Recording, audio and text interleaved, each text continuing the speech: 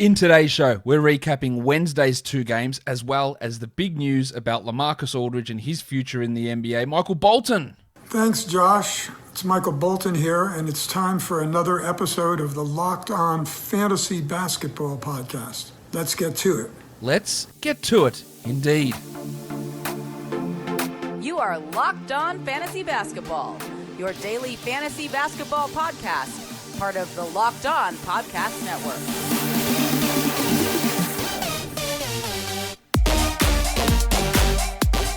Hello and welcome to the Locked On Fantasy Basketball Podcast, brought to you by Basketball Monster.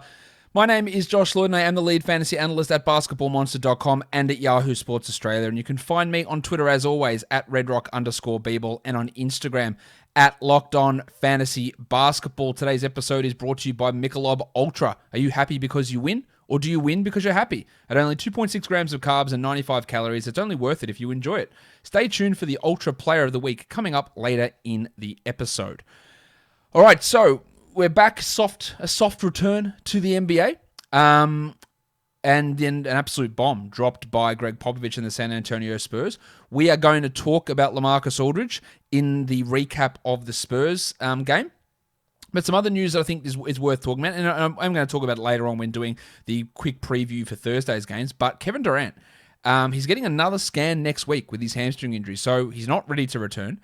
Then they're going to have to ramp him back up, so it looks like he's going to miss a lot of time, a lot more time here. With this hamstring injury, which is good because I've railed plenty of times on this podcast about how NBA teams don't seem to treat hamstring injuries as serious as they probably should, and there's a lot of recurrence. And initially they said, Durant's going to miss 2 days. That sounded stupid, but now he's going to miss a month, which, if you're dealing with in Australian sport, missing 3 to 4 weeks for a hamstring is normal. You're not even including a bloke coming off an Achilles injury. So, I applaud them for actually taking the common sense approach. It's frustrating, but it's what happening. So, some point next week, we get Blake Griffin. We'll talk about Blake Griffin in a sec. We'll get Kevin Durant back. Griffin's not going to play tomorrow either, as he hasn't played in a month because of his sitting out from the Pistons, and they're going to ramp him back up. So he'll be back, you assume, in the next couple of games. Now, tomorrow, I am going to do a full show recapping injury news across every team in the league. So, stay tuned for that. But I wanted to get that Durant stuff out there now. And again, we are going to talk about the LaMarcus Aldridge situation a little bit later on in today's show. But hey, you know what? Let's talk about the games that we did have on. And the first game, the Washington Wizards go down to the Memphis Grizzlies. 112-127. Brad Beal was fine. 21 points, 5 assists, 3 steals, but horrible shooting, 27%.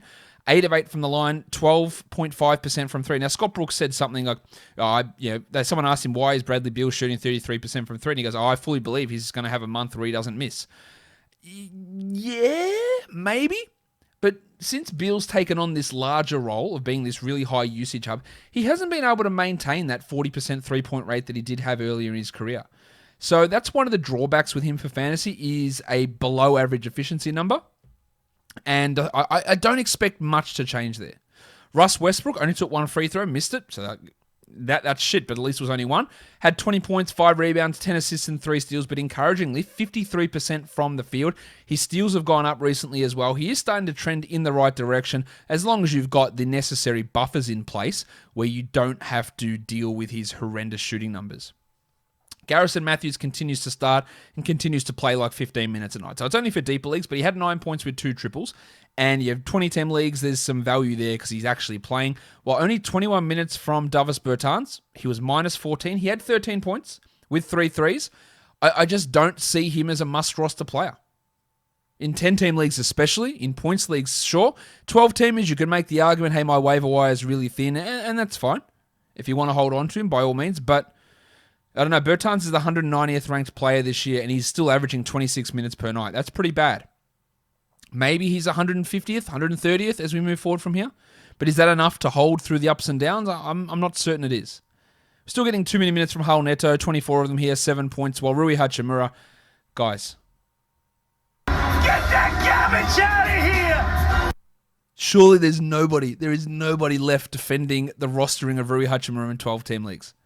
Well, there must be, because according to our advanced metric, 82% in competitive leagues, he's on a roster in a 12-team league.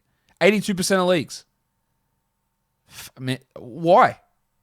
This is the 221st ranked player. Why are we holding him? Please help me. Why? Why are we doing it?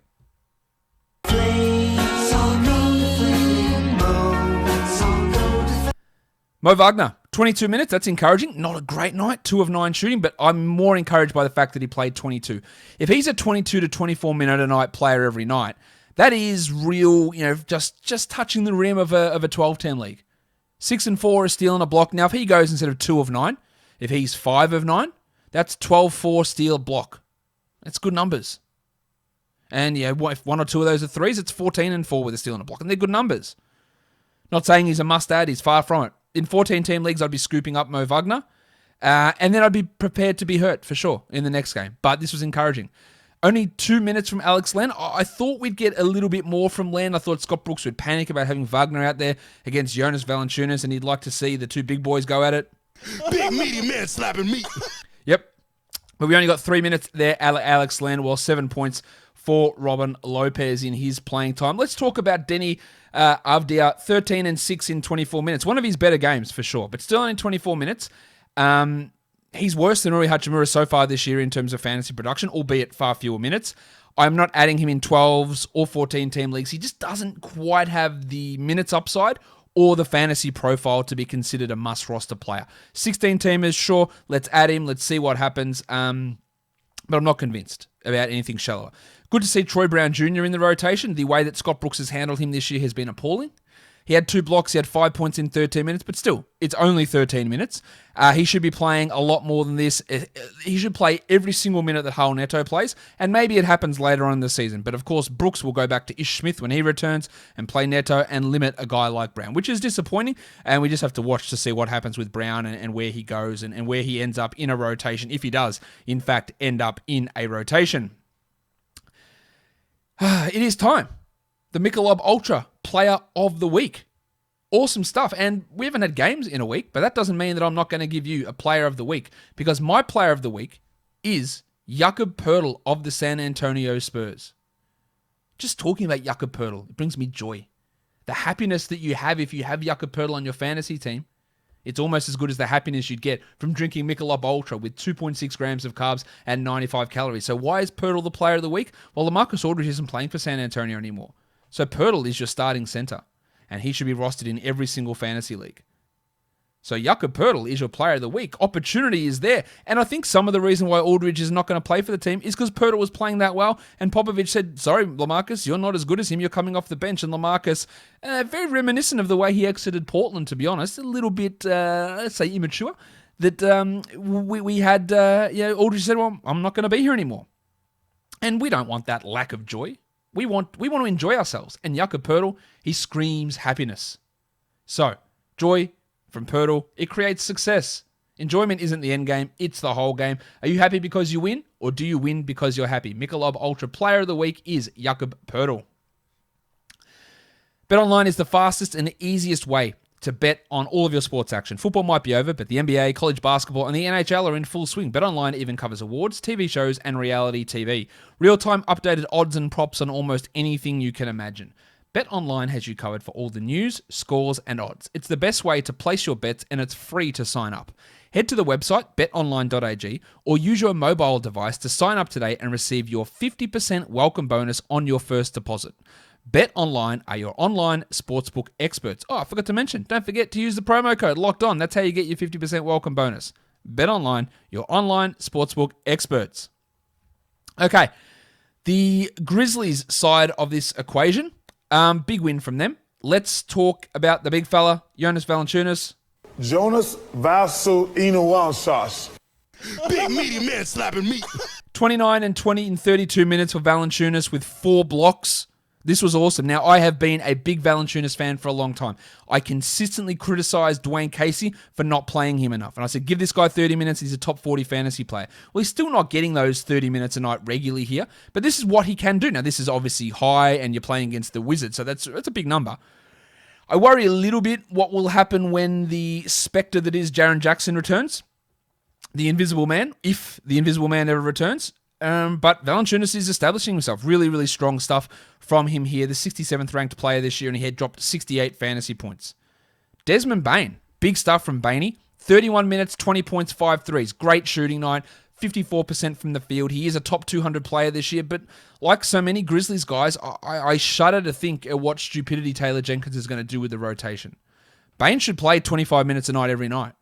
Now, that's not 12-team enough. Let me rephrase that in a language that's English. That's not enough for 12-team leagues. He needs 30 a night. But he is better than Dylan Brooks. He's better than Grayson Allen. He's better than Justice Winslow. And he should be out there getting those minutes. So he's a nice 16-team league grab, maybe a 14-team league streamer. But let's talk about another bloke who gets dicked even harder than Desmond Bane, and that is the wave pool, DeAnthony Melton. 18 minutes for Melton. Now, he did have some foul issues in this one, but that still ties into a regular pattern of this guy being awesome and being stuffed around by Jenkins. 11 points, 2 rebounds, 3 assists, 2 steals, 71% shooting. He is better than Desmond Bane. He is better than Dylan Brooks. He is better than Tyus Jones. He is better than Justice Winslow. Shit, he's probably better than Kyle Anderson. Now, I know that he's a 12-team league player if he was being played up to his abilities. But he isn't. Now, a lot of the time, I'll just be like, okay, let's grab him and hold him and understand that talent wins out. I'm not convinced that it does. I would have him over Bane, no problem. I would have him over Brooks easily. Justice Winslow. Get that garbage out of here! I think there is some really good upside in Melton, but I worry that when Allen comes back, he's the guy that's out of the rotation. Because that's what it was last time. He was out of the rotation. They don't look like they're going to move Brooks out. They probably won't move Bane out after this. They don't think they'll move Tyus Jones. I think Melton's at real risk. I think the higher chance is that Melton plays 3 minutes versus 30 minutes next game. Shit, he's never playing 30 minutes under this coach. Maybe he plays 25 minutes. Which one's more likely, 25 or 3? If Allen plays, it's almost like 3 minutes is more likely, unfortunately. But the value is there. The ability is there. And that's what's the frustrating thing. Now, people will say this, Josh, man, you're so high on Brandon Clark last year. You thought he should have been your 4th pick in your redraft, and I still believe that. I still believe he's a really good player. I don't think you can argue that he's regressed this year, but it's not just about how I value the player in terms of where he sits. It's about how he's being used. And without the Spectre, Jaren Jackson Jr., is the Spectre the right? Yeah, let's go with the Spectre for Jaren Jackson Jr. Without Jaren Jackson Jr., he's still playing 25 minutes, 6 and 10? It's not good enough. Without Jaren Jackson, he should have been getting 34 minutes a night and establishing himself. But he's just playing the same basic-ass backup role. Is that right or wrong? I'm not sure. Like having Kyle Anderson at the 4 is probably his best position, and he's outplayed Clark. Yeah, it's not getting better for Clark when Jackson returns, if he returns. It's not getting better. And maybe you can say, well, Clark will play those backup minutes where that Tillman's getting currently, and that's possible. But do you think that in a situation where Jaren Jackson replaces Xavier Tillman, that Brandon Clark's minutes are going to go up? There's almost no way that's the case. Tillman's playing 16 minutes a night. So Tillman might go out of the rotation. Jackson comes in, eventually gets to 30. So where's Clark's playing time reside? It's really tough to get a full handle on that. And it's been disappointing. And I was pretty low on him heading into the season. And I say all this to say he's not a 10-team league player. And I'm not sure that he's a 12-team must roster. Kyle Anderson, 13, 5, and 3 is all right. I'm not convinced he remains must roster. He is now. I'm not sure he remains there. While Dylan Brooks, he shot well. Give him that, 4 of 7. 10 points, 25 minutes. He was a plus 22, so that's pretty strong as well. But again, just when I try and look at this logically, he's not as good as these other players. And I don't think he remains a must-roster guy. Let's look at Ja Morant. 21, 6, and 10 looks great on the surface. It's fantastic. It's awesome. It's great. 50% from the field, awesome. 58 from the line is horrible. And again, guess what I'm going to say? I know if you're on video, you can see the box score, so you probably know. If you're on audio, what am I going to say? He had no threes, he had no steals. I don't know how many times I've mentioned this about Morant, but that is what keeps him back from that really high upside. If you can't do those things in a high volume regularly, you're never going to be that top 20 type player. And then you put in this ass-chomping 58% free throw percentage night. Like, that's shit house as well. So, yeah, that's not ideal. I've already said it, but I'm going to say it again because I want to. Justice Winslow. Get that garbage out of here! 9, 6, and 4 in 22 minutes. What are we doing? Like, I don't know which one's more confusing. People rostering Rui Hachimura or people rostering Justice Winslow. Whatever it is, they can both, they can both get out of here with the quickness. Guys, if you go into looking to buy a part for your car, you can go to your chain auto store, Advance. Why would you do it? The bloke behind the counter, he's going to tell you he doesn't have the part in stock. So there's just too many parts and manufacturers and models of cars. He's going to have to order it. And then he's going to look at you coming in your, your finery, your tight skinny jeans, your turtleneck, your fanny pack like The Rock. And he's going to say, this bloke's not a mechanic. And he's going to charge you more. At rockauto.com, they won't do that. The prices at rockauto.com are always reliably low, and they're the same for professionals and do-it-yourselfers. Why would you spend up to twice as much for the same parts? The answer is you wouldn't, so you go to rockauto.com. Rockauto.com catalogue is unique and remarkably easy to navigate. Quickly see all of the parts available for your vehicle and choose the brands, specifications, and prices that you prefer. So go to rockauto.com right now and see all the parts available for your car or truck and write Locked On in their How Did You Hear About Us box so that they know that we sent you. Amazing selection, reliably low prices, all the parts your car will ever need, rockauto.com.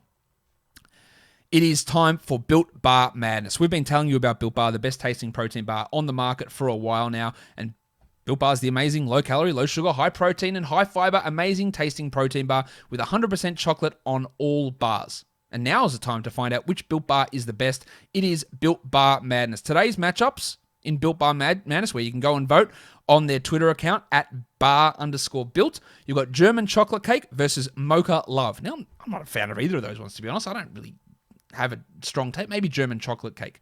But the other matchup, I got that wrong. Matchup 1 is German chocolate cake versus salted caramel. Salted caramel, clear winner. Salted caramel, no worries. Matchup 2, Mocha Love versus white chocolate birthday cake. White chocolate birthday cake, a clear thumbs up. Love white chocolate. That is the number one out of that matchup for me. So go to builtbar.com and you can have your little votes. And remember, if you use the promo code LOCKEDON20, you get 20% off your next order. That's LOCKEDON20 to get 20% off your next order at BuiltBar.com, and check back to see who won today's matchup and who will become the best tasting protein bar. All right, now it is time for us to move on to the second game of the day, and it is the San Antonio Spurs and the Dallas Mavericks. The Mavericks win at 115-104, but let's just talk about the news about LaMarcus Aldridge first. He's done. Now, at the start of the year, I misevaluated where Aldridge would be. I thought he would just be marginally less than what he was in the past, but instead he turned out to be a concrete facsimile of the LaMarcus Aldridge in the past, and he can't move anymore. And then I said, okay, well, Poeltl starting in his place, and when Aldridge comes back, I can't really see Greg Popovich and the Spurs, who have never really moved on from players mid-season at all, and are quite stubborn in really deferring to their veterans, saying, sorry, LaMarcus, you'll be coming off the bench behind Jakob Poeltl. I didn't think that was possible. What I did say is that this is definitely LaMarcus Aldridge's last season as a starter in the NBA, and I feel pretty confident about that moving forward. But Popovich started Poeltl over Aldridge before he came back, and I'm pretty sure that is why Aldridge is asked out. Because he's out. He's done. They're going to try and get a trade. Woj reckons there's a trade coming. Maybe they're not as interested in a buyout. Maybe that comes later on. He's going to have to give back a significant amount of money.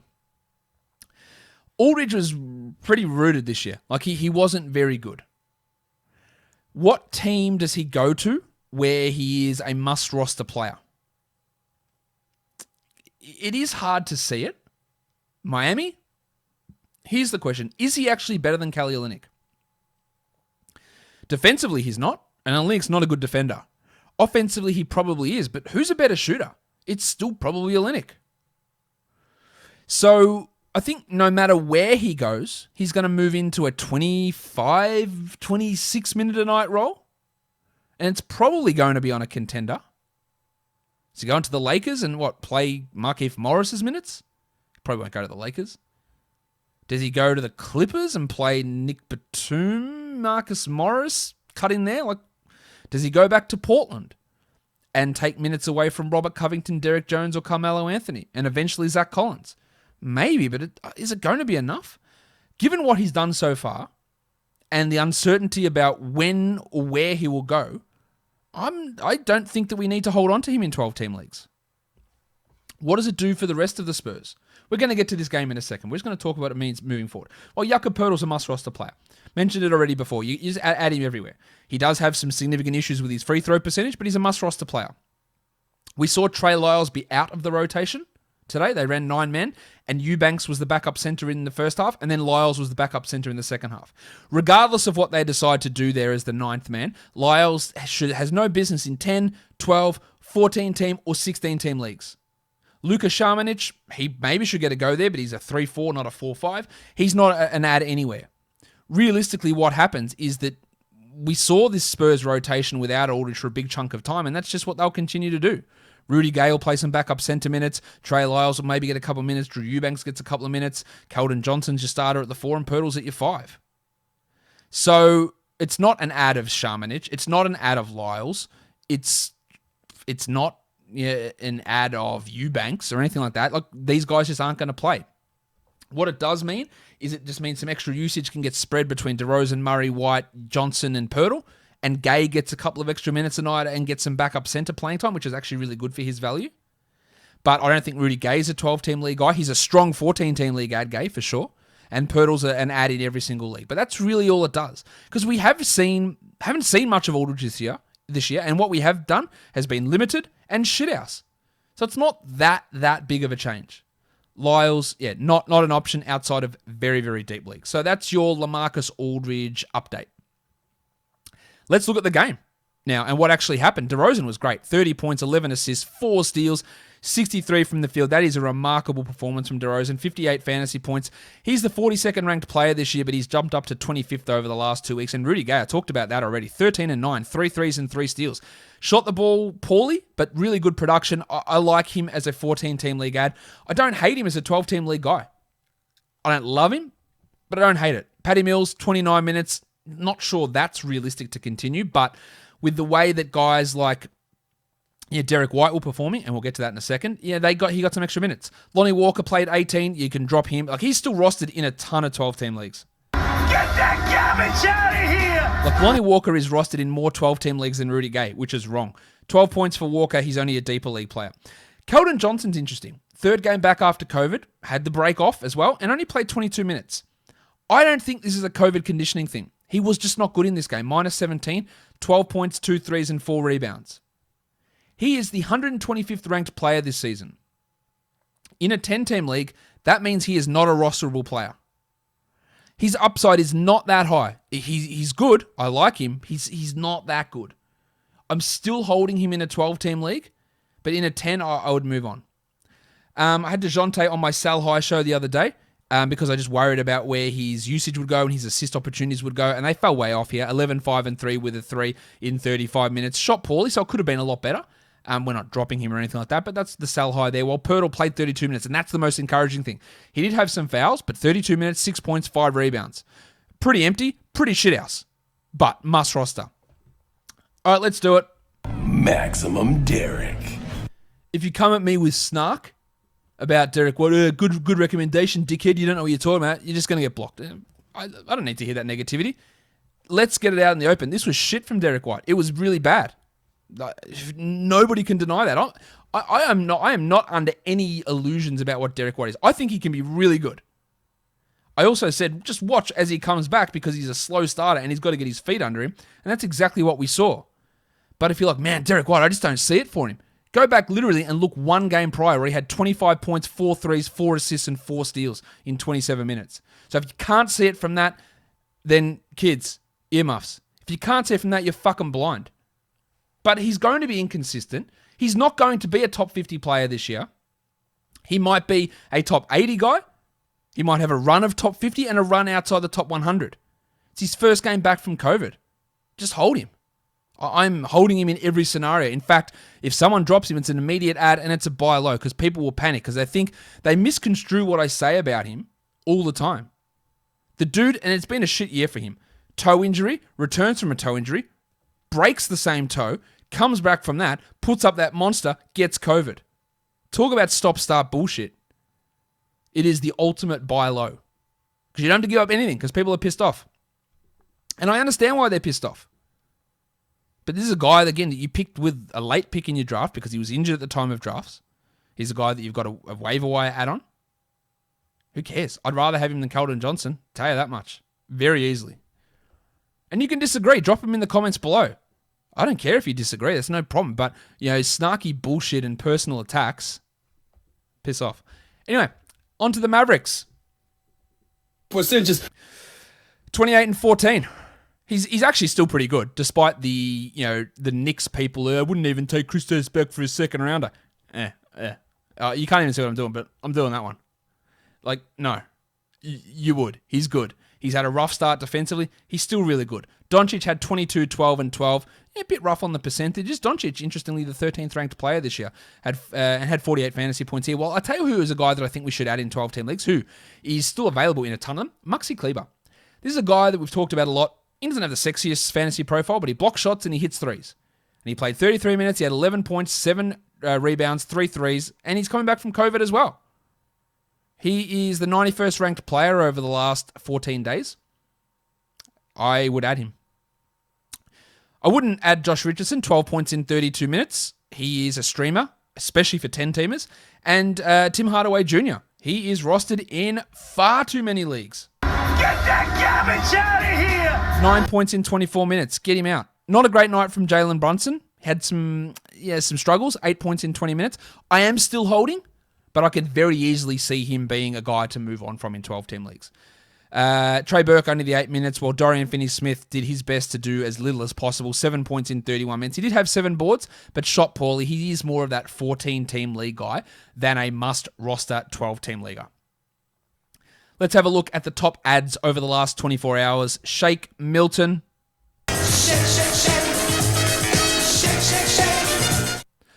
7.6% for Shake. Makes sense with his back-to-back for the Sixers coming up with no Ben Simmons and no Joel Embiid. Kevin Porter still somehow going up.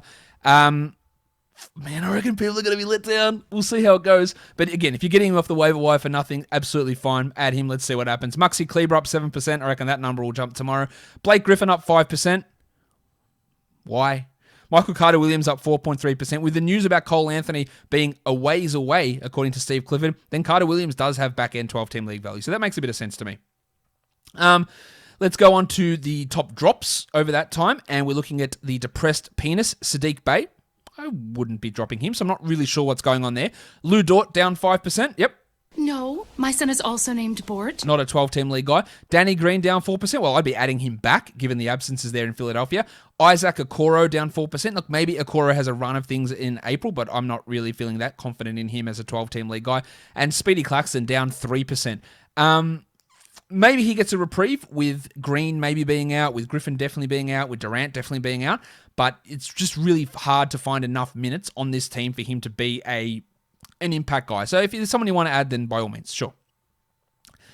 The monstrous line of the night is Jonas Valanciunas. Jonas Valanciunas. We spoke about him at length already, 29 and 20 with 4 blocks. He is the 67th ranked player this year, averaging 16 and 12 in just 27 minutes and only blocking 0.8 shots. That should be better. He has had years where he's blocked 1.3 before, so he could be easily a top 40 guy. And if he had 30 minutes a night, he'd maybe be top 30.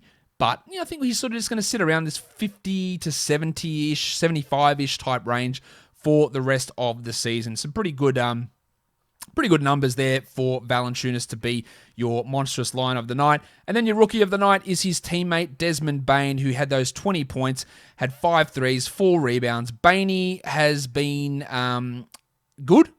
Shooting 46% from 3 is obviously really good. Really impressive. It's just getting enough of other stuff, which hasn't quite been there. Great free throws, doesn't get to the line. The almost a steal a game is pretty strong, but lack of assists, 1.3 per game is shithouse. Low usage is concerning. I think he's more of that deeper 14 to 15 team league player, and I just don't know where the minutes go with him when everyone is healthy. Look, that's the real question as to how they're going to use him when everyone is back. But, strong performance from Desmond Bane nonetheless. And let's look at the top 10 players rostered in under 50% of leagues. Number 1 is Bane. Number 2 is Avdia. Number 3 is Gay, which I talked about already as a 14-team league guy. Patty Mills at 5. Patty Mills at 4. Kleber at 5. Nice 12-team ad. 6 is Gary Matthews. 7 is Troy Brown Jr. 8 is Hull Neto. 9 is Lonnie Walker. And 10 is Dorian Finney-Smith. But those last 5 blokes there, we're talking about a day with only 2 games on, so really hard to get too excited about those players there. Now, let's talk about what's happening on Thursday, where we've got 11 games on. So let's give a bit of a quick preview of all that action. All right, it's a super, super busy Thursday we've got to look at here, 11 games. The first one, the Pistons and the Hornets. Jeremy Grant and Josh Jackson are off the injury report, so they'll be back in action, while Delon Wright is questionable. How they work right in alongside Dennis Smith Jr., with Jackson, with Mikhailuk, with Allington, is a big question mark there. So that's going to be one to watch for sure, while the Hornets are going to welcome back Devontae Graham. LaMelo is going to continue to start. What does that mean for Malik Monk's minutes? What does it mean for Melo's minutes? Because we've seen James Borrego that any blowout, he'll say, well, we've got to just watch LaMelo's minutes. Have you been playing 34 a night? Does he go down to 31, 32? That's something to watch there for sure. And what it means for Rozier and his usage. Cody Zeller is probable. Also, he's not on the injury report, so Cody Zeller is going to be back. The next game, Boston and Brooklyn. The Nets are 3-point favorites. The total's 234, but there's no Kevin Durant. Kevin Durant is going to be out, it looks like, another week, and then they're going to be ramping his minutes up slowly. So there's a concern there with Durant. Also, Blake Griffin remains out. Timothé Luwawu-Cabarrot is doubtful, and Jeff Green is questionable. So another opportunity for Nick Claxton, big usage for Kyrie and James Harden. And on the Boston side of things, Marcus Smart's going to return. How that works in terms of the center rotation is a big question mark. Does Tice or Thompson go to the bench? And then what does that mean for the Rock DJ Robbie Williams? Is he third-string center now? Does he jump into the backup role and play 22 minutes a night? There's big question marks in how that all works out. Atlanta and Toronto. The Raptors are without Anunoby, Van Vliet, and Siakam again, while Terrence Davis is questionable. The Hawks, no Cam Reddish and no DeAndre Hunter, of course, while Bogdan Bogdanovic has no minutes restriction, it appears. So there's some interesting things we need to watch there. Well, Philadelphia and Chicago, Markkanen and Porter look like they're going to return for Chicago, while Embiid and Simmons are both out for the Sixers. The Magic and the Heat, it looks like Aaron Gordon could return. He's questionable, but no Cole Anthony, no Evan Fournier, no James Ennis. While for Miami, no Bam Adebayo. That's obviously the big one there. The Knicks and the Bucks, no Derrick Rose for the Knicks. Taj Gibson is questionable, no Mitch Robinson. While for the Bucks, they are fully healthy. They are 11-point favorites in Milwaukee, and the total is Richie Beno, 222.5. 2 for 222. The Wolves and the Pelicans. No Jordan McLaughlin. That's important because it means there's one point guard, and that's Rick Rubio. So a lot of minutes coming for him. It looks like Jared Vanderbilt will continue to start. Last game, he started next to Jake Layman. So that's something for us to watch there. While for the Pelicans, JJ Redick is out. So Alexander Walker and Lewis coming off the bench are guys who are going to get some extra opportunities in that scenario. Jarrett Culver is doubtful, so I'd imagine that Josh Okogie comes back into the rotation. Dallas and OKC, it's a back-to-back for the Mavericks. For the Thunder, we're going to get Al Horford returning. He sat out the last game due to rest, while MC Hamidou Diallo is out once more. Stop. Hammer time. The Suns and the Blazers, Cam Johnson out due to COVID protocols, while Devin Booker is questionable. So with Johnson out, we expect decent minutes, I think, for Jay Crowder. And if Booker is out, you're going to get guys like Abdul Nadir have to step up into a larger role. Langston Galloway, Etuan Moore, but it's going to be Bridges and Paul and Ayton that get the bulk of that usage bump there. For the Warriors and the Clippers, we don't have a Warriors injury report at this point, but Draymond and Steph rested before the break. They should be back in. I don't know what they're going to do with James Wiseman. That's the question. He started and played 35 minutes last game before the break. I don't believe that he will start in this game, but we'll have to see. And we don't have an update on Kelly Oubre and his wrist, whether he is ready to go or not, and what that means for where Jordan Poole sits in the rotation, because they keep talking about how they want to give him minutes, but who's going to be the guy that suffers? Bazemore, Lee? If Oubre's out, it's an easy slot in. But let's see how they use Jordan Poole here. And the last game is Houston and Sacramento. At this point, no Christian Wood. We don't know. Kevin Porter and Kenyon Martin are available to play, but whether they play and what their role is remains to be seen. But no Christian Wood. No Daniel House, while Eric Gordon is questionable. So without House, and maybe if Gordon misses, we could have a scenario where Porter plays some decent minutes first up, but don't 100% count on that. The other thing to watch out for there is John Wall is playing both games of the back-to-back, and Victor Oladipo will play on Thursday and may not play on Friday. We don't have confirmation on that. For the Clippers, they are healthy. Marcus Morris is ready to go after his concussion. I completely screwed that up. That was the earlier game, the Clippers. This is Rockets and Kings. Tyrese Halliburton is back, but he's on a minutes restriction. Hassan Whiteside, not only does he remain but he is also out, and Jabari Parker's not in the injury report, but he's not going to play, so that doesn't really matter all that much. That is 11 games. So where's the value? I think we're looking at Dwight Howard, Rubio, Shake Milton, Justin Patton, Kelly Olynyk looks massive. Wiseman maybe. Boucher. Bogdanovic. The painter Matisse Thybulle. Jalen Noel. Toby Harris looks awesome at 6,900. Giggity. Lonzo Ball, Al Horford, Karl Anthony Towns, Terrence Ross, Alfred Payton, and maybe Drew Holiday. The Bucks haven't decided on whether they are going to have a minutes restriction there on him. Guys, that'll do it. First recap show back. Loved it. Glad to have you guys back. Don't forget to subscribe tomorrow. A massive early show. My mini show will be on injuries and where everyone sits, so we'll go across all 30 teams, so stay tuned for that, and you can do that by subscribing, hitting the notification bell here on YouTube too, giving me a thumbs up. Guys, we are done here. Thank you so much for listening, everyone. See ya.